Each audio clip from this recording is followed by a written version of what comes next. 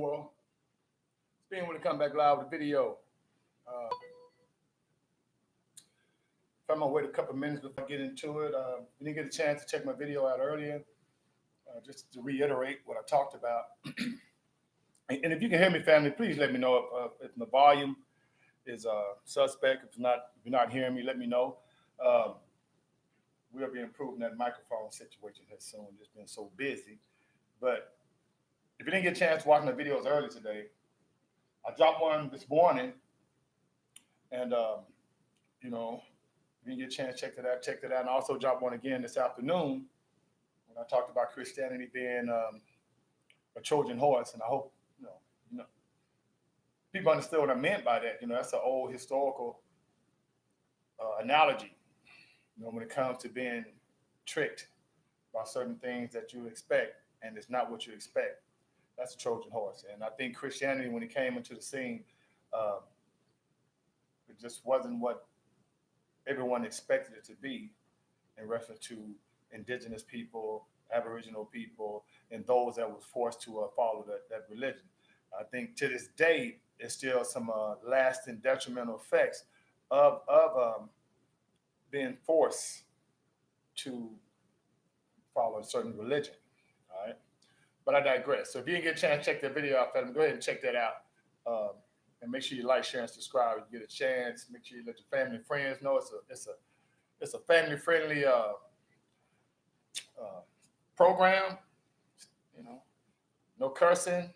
I like to make sure that I can relate, and I want everybody else to relate to me. So if you're in the garden, just understand that it's going to be information that you can use, but it's also going to be information that's family appropriate, where it doesn't matter what age you're listening to it, you'll benefit from it. So I really appreciate everybody that's out there that comes in the garden and get a little food for thought and actually check out my videos. I really appreciate that. Very humbling experience. Like I said, I haven't been doing it not quite a year yet, but it's something I've been really excited about.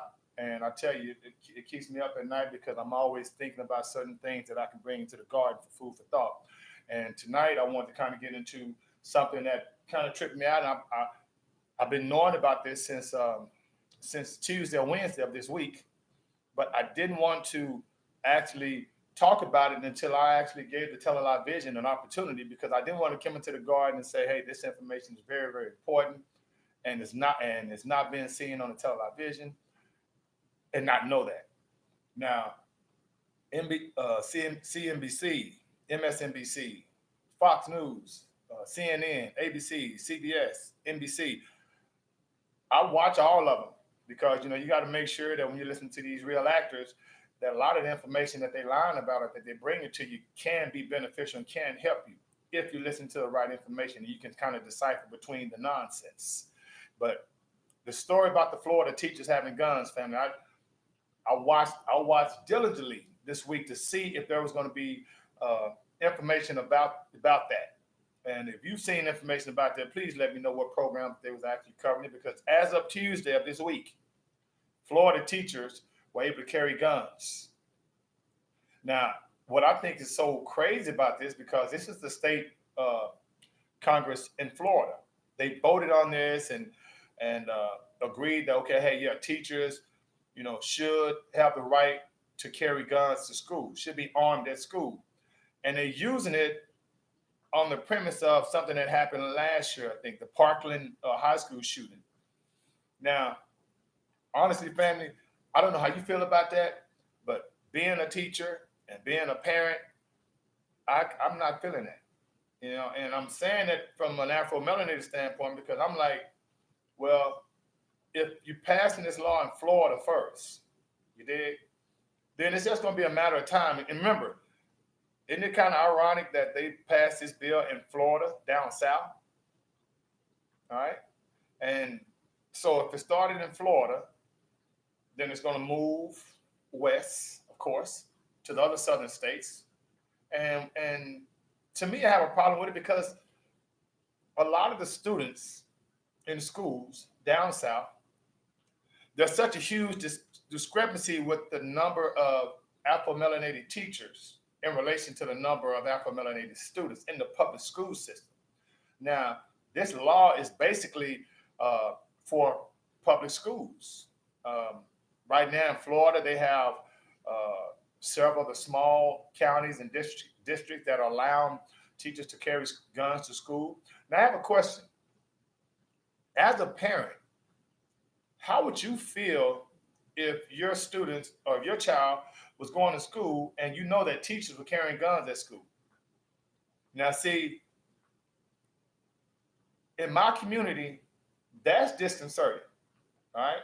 Because, see, the first thing an Afro-melanated father is going to think in a situation like this would be what type of psychological profile has been, performed on all these teachers, okay? Because, see, you're talking about,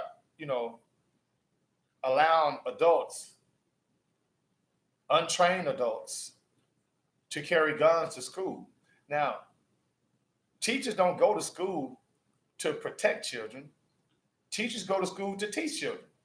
Why isn't it that instead of passing this law where teachers are carrying guns to school, why not increase the budget with your district police department? Or if you have a district that don't have a police department or a district police department, then fund one.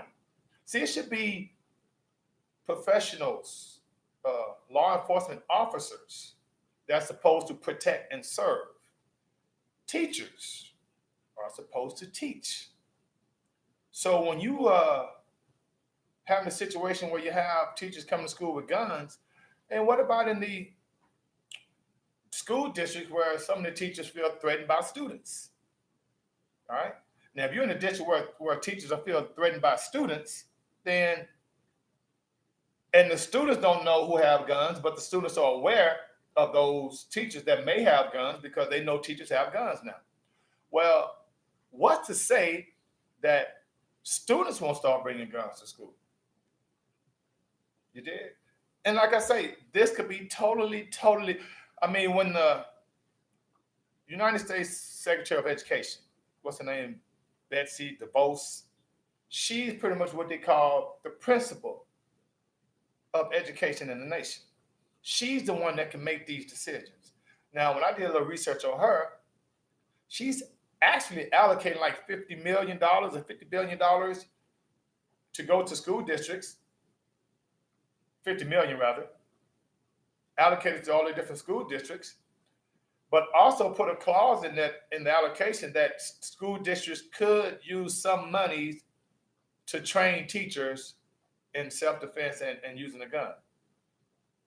It's got a huge problem with that, family. Matter of fact, let's get into it. I had just so you know, I'm not tripping because, like I say, this has been since Tuesday. They've been able to carry guns since Tuesday. And listen to this right quick, family. Starting today, some teachers in Florida can carry guns inside the classroom.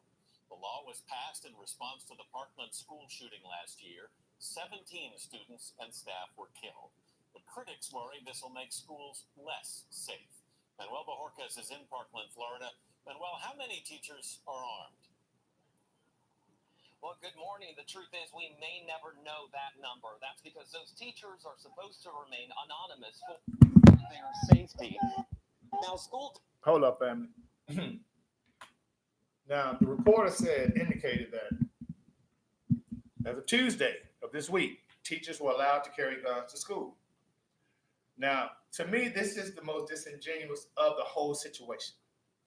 Teachers can carry guns to school, but students and others don't know which teachers those are that are carrying guns. And they say the reason why they keep the teachers anonymous is for their protection. What?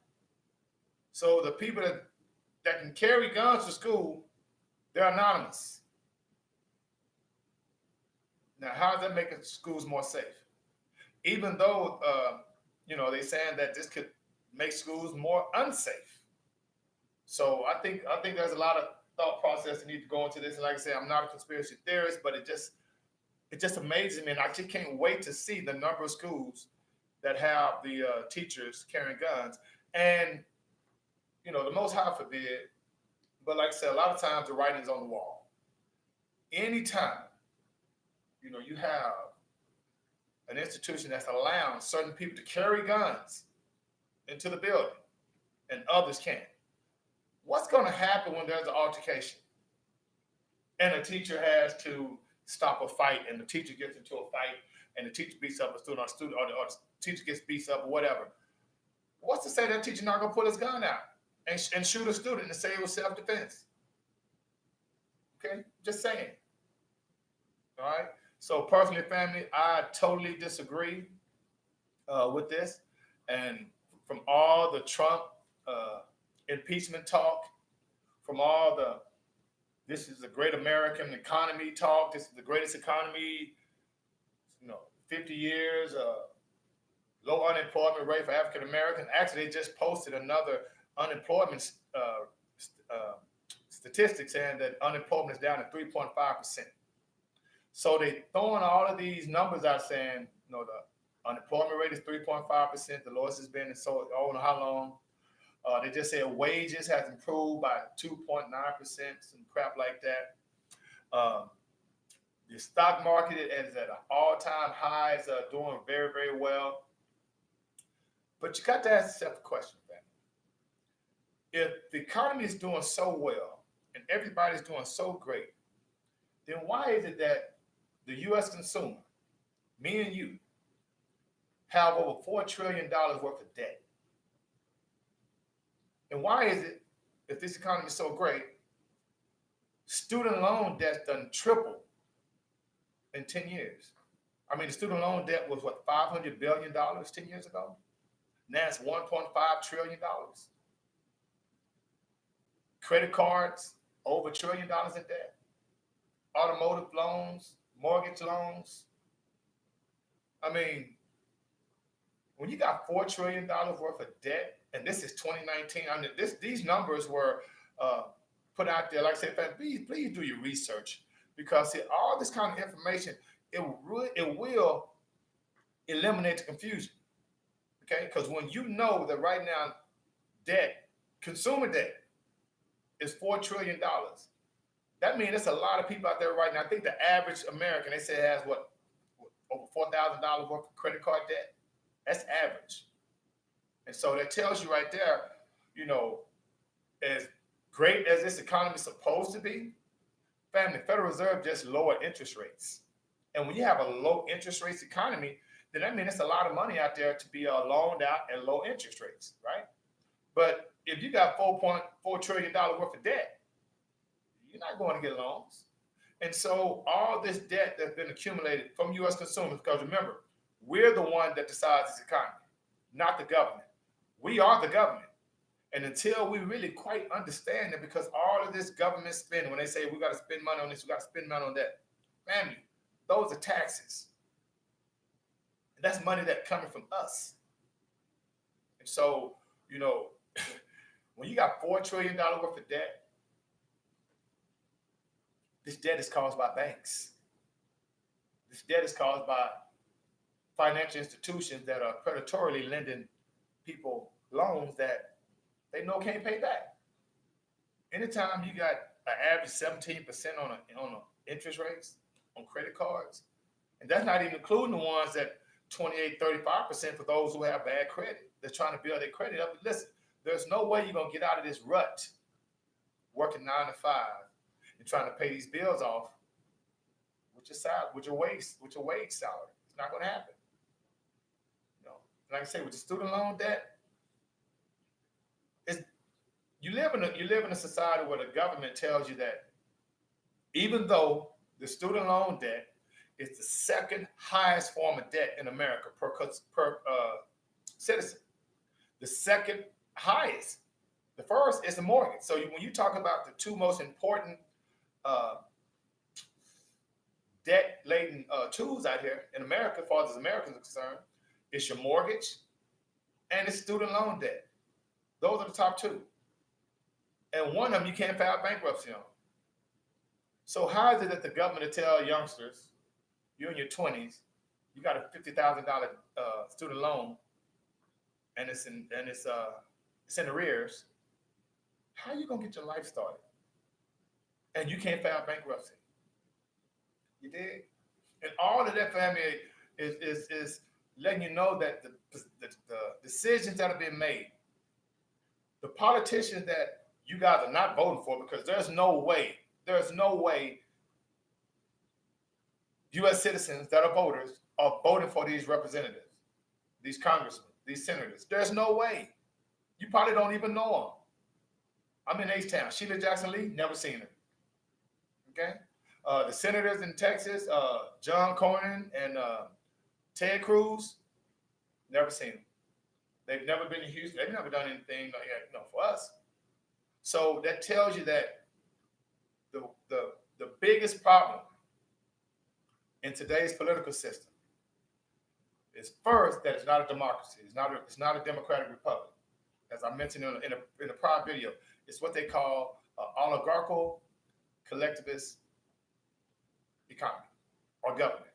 And why I say oligarchy? Because only a small group of people, the ones that's in the know, that 0.1%, that half of 1% that could have all the money, that's the oligarchy. And why do I call it oligarchy collectivism? Because they the one that gives us all this stuff to follow. Okay, from our food to the drinking water to the healthcare. Okay, everything, education, religion. So when you given all of this and you just following it, matter of fact, I just watched. I rewatched a movie called 1984. And if you haven't had a chance to watch that, family, please, I definitely recommend 1984. And family, you're in the garden. Remember, everything I talk about is for entertainment purposes only. Make sure that you listen and do your due diligence. But Byron, I have to agree with you. Debt is the new slavery. But guess what? Debt has always been the slavery. Just realizing that. Debt has always been a slavery. I mean, when you know that the United States went bankrupt in the 1800s, and then again in the 1900s, that tells you right there, it's a debt-laden society. I mean, this is what they call a debt economy, and no one sees the writing on the wall, because what's going to eventually happen pretty soon. I'm not Nostradamus, but it's going to happen when this market crashes, when this economic market crashes, because if you haven't been paying attention in the garden, this is cyclical. This is something that's going to always happen in this type of debt-laden economy. The Federal Reserve, which is not federal at all, puts money in the economy and takes money out. And all they're doing is printing with no tangible assets behind it. And guess what? The banks are the ones that's creating all of this debt. Who do you think run this country? Okay. So if you just joined the family, like I say, Florida teachers are able to carry guns to school starting this past Tuesday, okay? And they can carry guns anonymously, right? This economy, family, is a great big bubble, and I would definitely suggest you put yourself in a working capital situation. And what I mean by that, family, every time something like this happens, there's a huge transfer of wealth. If there's 200 millionaires created every day, and I think in the 70s there was like 30 billionaires. Now it's like 1,500 billionaires. All right. See, the billionaires are the old millionaires. Okay, and the millionaires today are the old 100,000aires. So this opportunity to gain wealth, family, is going to be unbelievable, because remember, this market is going to crash. It's been since 2007, 2008 was the last time it crashed. It's going to crash again. And when it crashed, are you putting yourself in a situation, or are you going to be a victim? Okay. And let me go ahead and recommend some reading material, because if you stay on top of this, you can be pretty successful. I'm in H-Town, family, and the owner of the Houston Rockets, his name is Tillman Fertitta. He has a book out, and it's called Shut Up and Listen. And I'm telling you right now, great book. And like I said, basically, these billionaires, they'll give you the information. All you just buy the book and read the book. They're going to show you everything necessary to gain wealth in this type of economy, because they've been working the system from day one. They understand we have bull markets when the market is high, and we have bear markets when the market is low, right? But since we're not paying attention to that, we normally miss out. I mean, I'll be honest with you, fam. I done missed out on 2 or 3 of them. I'm just kicking myself every day because I was supposed to be a millionaire many years ago. But I don't care about that because that wasn't my focus. Now my focus is educating the public and those that's in the garden of this information because I didn't know it. You know, I didn't know this. I mean, I was a business major at Rice, and they never told us about market capitalizations and PE ratios and earnings per shares and derivatives. You did. Option trading and equity trading. I didn't know anything about that. So that's why I make sure you really stay on top of financially educating yourself to get financially literate because I promise you, worrying about the Kardashians and social media, worrying about this President Trump and impeachment, worrying about, what viral. That's irrelevant. They put that out there to keep you distracted.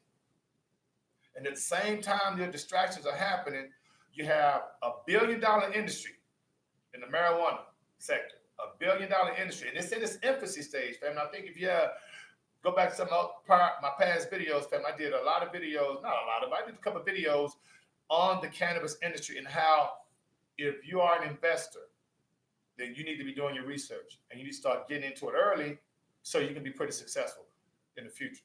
I mean, it's just going to be like alcohol. It's going to be like the cigarette industry. It's going to blow up. And you don't want to be the last one at the party. All right. And on that note, and we're talking hemp and cannabis, because remember the same thing.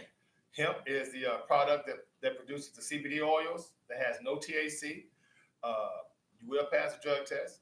Then, of course, marijuana, cannabis, the other form of cannabis plant, is the one with THC in it, which 33 states have legalized it. Now I have a question. Is it fair that 33 states legalize marijuana, but you still have over 2.3 million people in prison for marijuana?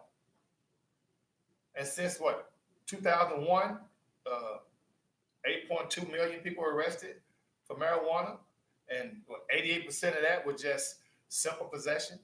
So imagine you sitting in prison right now for marijuana possession, and you watching television, and you seeing commercials about legalizing marijuana. And if you're in California, or if you're in 33 of these other states where it's legal, that got to be disheartening. And so you got to ask yourself the question, friend. Now go back to these politicians. How is it that the politicians cannot get together and know that you have all these prisoners, all these people that are locked up, incarcerated for marijuana possession, simple marijuana possession? And you right now, you have $1 billion industry where people are not only selling marijuana, cultivating marijuana, distributing marijuana, smoking marijuana, and you still have all these millions of people in prison. Okay?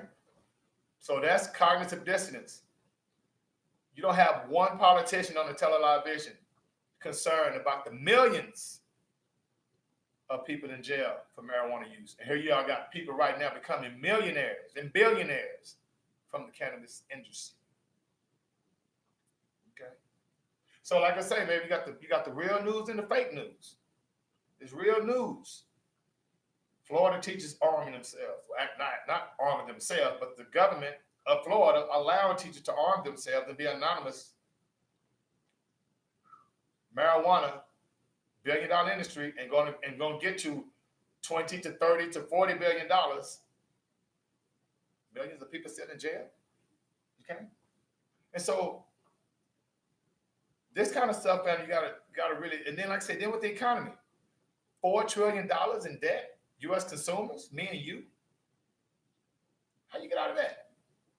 And then they have the audacity to say that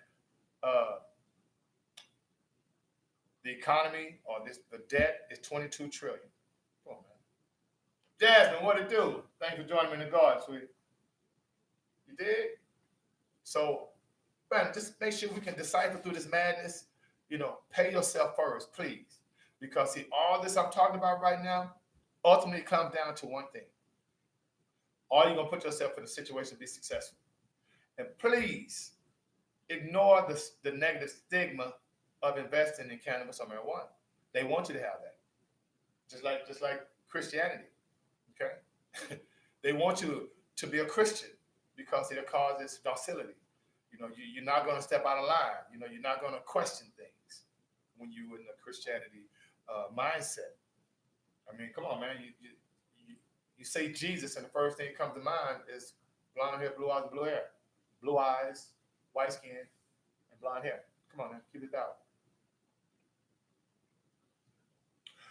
Byron, what stocks to look for in Robinhood? Like I say, family, all this information I'm giving you is for entertainment purposes only. But what I basically always also do is make sure that you do your research on those companies first. All right.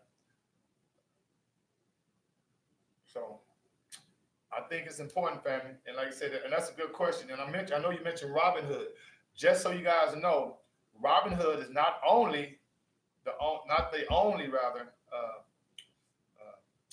investment institution that has free commissions now. Now, E-Trade, Charles Schwab, TD Ameritrade are all offering zero commissions now. See, Robinhood, I would call Robinhood the Amazon of investing, because when they came on the scene, no commissions, and they got millions and millions of people on their platform. And now the older investment institutions like Charles Schwab and TD Ameritrade, now I would definitely look into those institutions now, especially since now they offer zero commissions, because Robinhood, of course, is such a new platform, and you know, you're always kind of wary of things that are free. Robinhood don't really profit as much, and these other companies like TD Ameritrade, like Fidelity. Now, Fidelity, they're not zero commissions yet, but I know Charles Schwab, E-Trade, and TD Ameritrade are offering zero commissions. So anytime you want to go buy some stock and invest in stocks, then you have to pay a commission. Before, they were charging like $4.95 per trade, $6.95 per trade. But since it's zero commissions now, they're trying to encourage more people to invest. Now, on that note, this market is overvalued, as I mentioned before. And having an overvalued market, meaning why would you buy something and overpay for it? Okay. See, anytime the market capitalization GDP is well over 100, it's overvalued. It's not an accident all these rich people are selling assets and getting into cash. Warren Buffett getting into cash. All these companies getting into cash, selling off. Why? Because they're getting ready for this market to crash. I mean, just like anything, fam. I mean, you go to the store, you ain't gonna try to buy a pair of Nikes for $150 when you know if you wait a week, you can get that same pair of Nikes for $40. That's how wealthy people shop. See, regular consumers shop because they're concerned about the sensory gratification they're going to receive from somebody looking at those shoes because you got them early. But guess what? The earlier you got them, the more you paid for them. Okay? If you just wait a little while longer, not only can you buy that pair, but you can buy 10 or 20 pair. And that's the whole notion of this stock market being up and being down. Right now it's up, and it's been up a long time. $4 trillion worth of debt. Okay? Mortgage-backed securities, auto loans, credit cards are all defaulting at a rapid pace. 8,600 stores are closing this year. Sears, Toys R Us, come on, man. All these stores are closing. That's not a great economy. What that's telling you is that pretty soon these prices are going to rise. They have no choice but to raise interest rates pretty soon. And when they raise interest rates, everything's going to go up. So you want to make sure you're in a good situation. And when the market crashes, family, be ready. And let me just go back and digress to the cannabis marijuana industry being $1 billion industry right now, but with millions of people still locked up. And also, too, on that note, they just passed the Safe Banking Act. Now remember, the only reason why the cannabis industry, marijuana industry, is where it is now, and not just done blew up, because right now we're still waiting on federal legalization from the United States. 2, waiting on the federal government to allow federal funding from banks. Okay, and then 3, once they eradicate and eliminate. You're not going to necessarily eliminate it, but you can kind of eradicate it. You can bring it to a halt, and that's the black market of cannabis. See, as long as people are still buying cannabis and stuff, underground, then the market is still going to be kind of in flux. But once the Safe Banking Act goes into effect, then these cannabis companies are going to be able to get financing. And once you're able to get financing, that's working capital. Once you get working capital, that's operating expenses that you can take care of, which you can grow your company. And that's what's going to be the big boom in the industry. They say it's going to be a $23 billion industry by 2022. So if you ain't in yet, you still got time, but don't sleep. Great question, nephew. Will they hold up Will they hold up the market till after the election? It all depends on what the end game is for them. Remember, it ain't about no Democrats and Republicans. Don't get it twisted. Okay, it's one bird, two wings.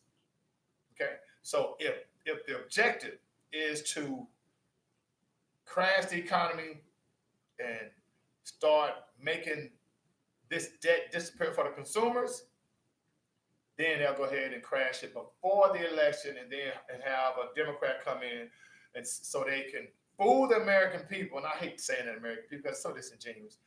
Fool us into thinking they're actually really going to do something to help us. And I just don't see it happening. And if they don't crash it,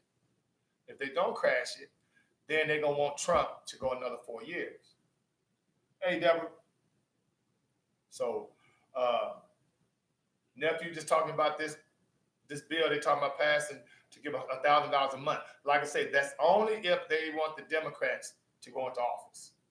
Okay. Because if the Republicans in office, then they're not going to go into a governmental welfare system, because that's all it basically is. And it really just trips me out how the government, instead of providing infrastructure to provide jobs, and not only jobs, but employment opportunities that's going to keep up with inflation, do that, opposed to giving out welfare checks. And nephew, that $1,000 you're talking about, that's Cory Booker also had proposed doing something like that. And Cory Booker proposed giving up he wanted to cut childhood poverty by 2/3 through a child tax credit. Now, we already get a child tax credit already on the tax, right? These frivolous numbers, Cory Booker want to cut child poverty by 2/3. What is that? And how did he propose doing that? By giving the welfare programs $300 per month to each child. So if you're a baby, you get $300 a month, and if you're a young kid, you get $250 a month. Right? Now, how does that help the mom and the dad?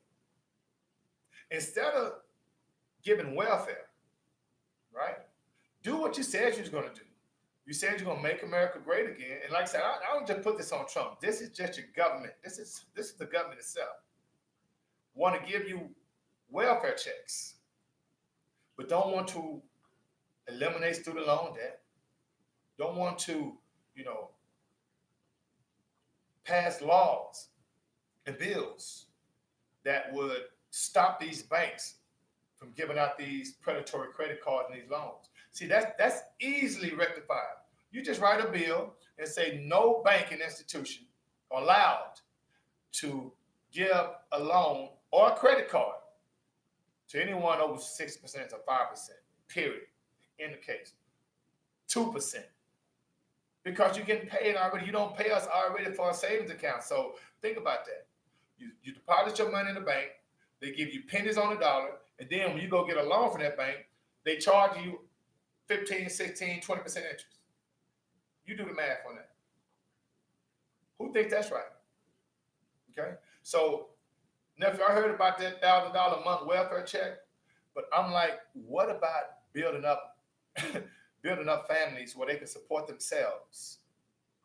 I mean, right now, Toyota just built a 13,000 square foot, let me see, it was 13,000 square feet, 13,000 square acres in Kentucky for a new plant they building. And I thought that was crazy because I'm like, okay, Toyota, you're going to build the largest car plant in the world, right here in America. Okay. Now, what happened to the other U.S. What happened to the U.S. companies that's supposed to be coming back over here and providing, employment for people? What happened to that? But Toyota, is that Japanese? And not only that, who you think sells the most cars? Toyota. Okay. So we know, family, that in order to gain any type of, freedom financially, it has to be you. It's not going to be at a job being an employee. It's not going to, be getting loans. And if you're getting a loan, like I said, it's good debt and bad debt. It's not going to be trying to go to college and you can't afford to because that's even more debt. It's only going to happen, family, by getting this financial education, by learning about investing, by learning about real estate, by learning about gold and silver, by learning about the tax system. Okay. So I mean, it's a lot of information out there, family. I just want to come back with a little food for thought. I just think it's important that we understand that our best interest is not at heart. Anytime the U.S. Secretary of Education thinks it's okay to arm teachers with guns because of a mass shooting that happened last year, but in Chicago, there's shootings every week. Kids getting shot, babies getting shot, women getting shot, killed, and nothing said about it. Your best interest ain't no harm, family. Marijuana is legal, $1 billion industry, and guess what? We're not in it. But then we got millions of us locked up in prison. And then $4 trillion worth of debt, consumer debt that the banks, create. And then these same banks that's creating all this debt were the same banks that got bailed out by us in 2008. But they were too big to fail.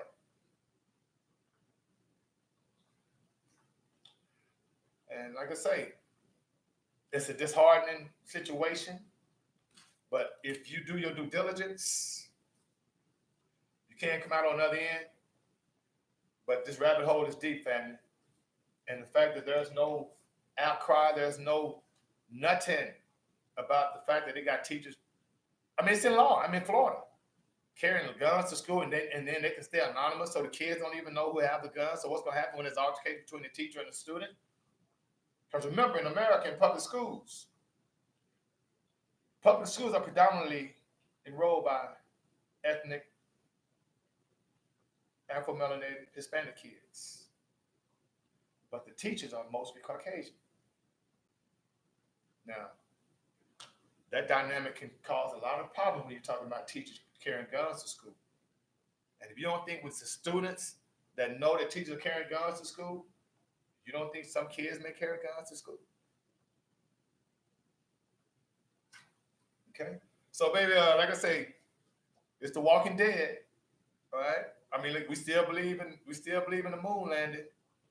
I mean, NASA just said last week that there was 4 asteroids that almost hit the Earth. All this. Okay. All of this. And at the bottom of it, family, make sure you keep your health, your wealth. Please don't drink milk. It's for cows. How zombified do you have to be to have them tell us that there are millions of people out there with lactose intolerance? Well, if it's lactose intolerant, then that means you're drinking something you shouldn't drink. You want to replace it with almond milk, coconut milk, soy milk, and now camel milk. To me, that's come on, man. That's just like a vegetarian saying, "Hey, you know what? I want a vegetarian burger," and go to Burger King and get a vegetarian burger. You're a hypocrite. If you're a vegetarian, you should have no inclination of eating a burger. If you're lactose intolerant because of milk, why would you want to go drink almond milk, coconut milk, soy milk, and now camel milk? Because right now they're saying camel milk is 3% of the milk production. What they tell you, that you've probably been drinking camel milk. You think that many cows in America? Come on. Come on, family. And just to correct myself, family, that the largest plant in the world, that car plant owned by Toyota, is 1,300 acres, and it's in Kentucky, mind you. All right. Vandemation says space isn't real. We are in an enclosed system. I mean, they the one told us about Operation Fishbowl. Okay, and they're the one that when a rocket goes up, all of a sudden it turns. And where's that camera coming from? Okay, so there's no such thing as space, family. Not outer space, especially when you hear them tell you that outer space starts at 49.7 miles above the atmosphere. First of all, what's the atmosphere? Because they say the atmosphere is what keeps the Van Allen belt radiation, all the different particles and everything from coming to our existence. Is the atmosphere like a force field or something? Is it like what? How is it that the atmosphere is keeping things out of our existence when we can just fly a rocket allegedly through the atmosphere?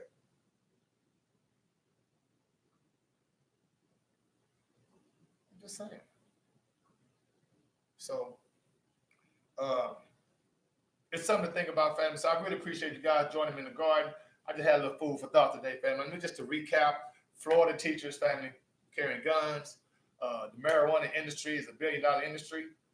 33 states is legal, but we still have millions of people in prison for marijuana use or possession. I would gander to see the percentage of Afro-melanated people.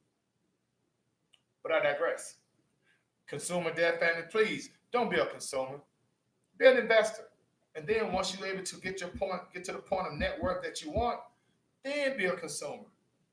But be a consumer based on your net worth. Don't be a consumer based on your sensory pleasures, because then you'll end up in debt. You did? So, fam, I'm gonna get on out of here. Really appreciate you joining me. But I did have 2 questions. I want you guys to pontificate on these questions to the next time. And my question is this: what is time? What is time? And what is gravity? See, don't tell me, oh, it's a force. What force? All right? So, just asking a question, family. So, think about that and leave a comment in the comment section to get an opportunity and tell me what you think time is. What is time? And if something comes from nothing, then how can nothing be considered nothing? And my last quote is, nothing has to have something in order for nothing to exist. Think about that for a minute, family. And in the meantime, between time, may the Most High decided to bring you joy, family. Thank you for joining me. Jasmine, Deborah, Byron, me, Brandon Mason. Guys, thank you for joining me. Byron, holla at you. And being with us out of 5,000.